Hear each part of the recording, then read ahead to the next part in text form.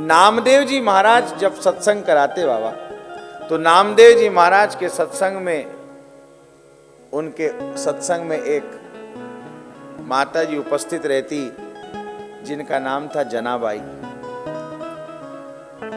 तो जनाबाई का चरित्र ऐसा दिव्य है जिसकी कोई सीमा नहीं, ऐसा अद्भुत चरित्र है। नामदेव जी तो खुद ही एकादशी व्रत निष्ठा में तत्पर रहने वाले थे।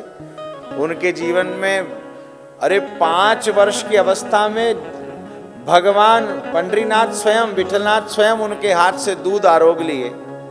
जीवन में 56 बार उनको प्रत्यक्ष दर्शन भगवान का हुआ।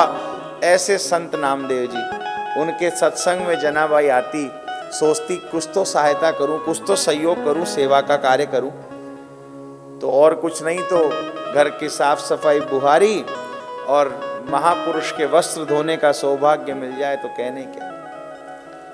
महाराज जनाबाई का चरित्र है जिनकी सहायता करने के लिए भगवान स्वयं, वो ऐसी नामनिष्ठ थी, ऐसी नामनिष्ठ थी कि महाराज रामानंद संप्रदाय के एक श्रेष्ठ आचार्य कबीर साहब, उन कबीर दास जी महाराज के ध्यान में जनाबाई आ गई,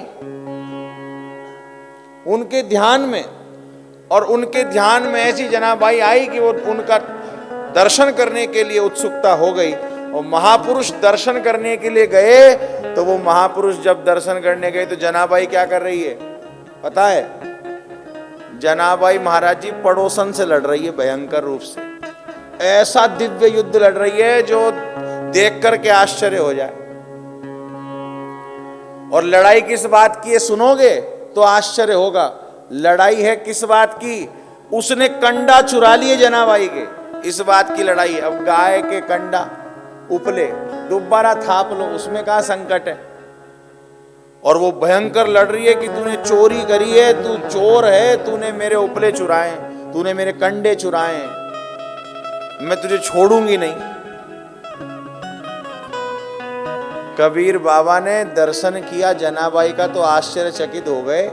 जिस दिव्य साध्वी को हम ध्यान में दर्शन किए, वो महाराज प्रत्यक्ष रूप से लड़ रही है।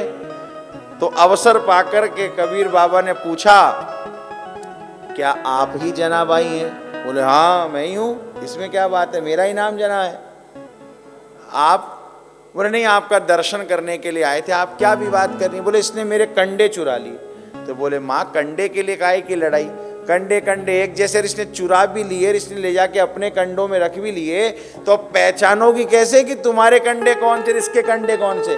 अरे बोले ये अभक्ता है, लड़ इसलिए रही हूं इससे। ये कंडे यदि नामदेव जी के वहां काम आते तो कोई ना कोई प्रकार से वो भगवान नाम का कीर्तन कराने वाले हैं, सत्संग कराने वाले हैं, उनके वहां काम आते तो इनका भी भला होता, मेरा भी भला होता। इसने चुरा लिए। वो नामनिष्ठ नामदेव जी के यहाँ ये कंडे जाते तो अच्छा होता। ये अभक्ता है, इसके द्वारा इसके पास में कंडे रहेंगे तो ना इस कंडे में मेरी मेहनत का फल और ना कंडे को कोई सदगति। बोलो, वैष्णवता ऐसी होती।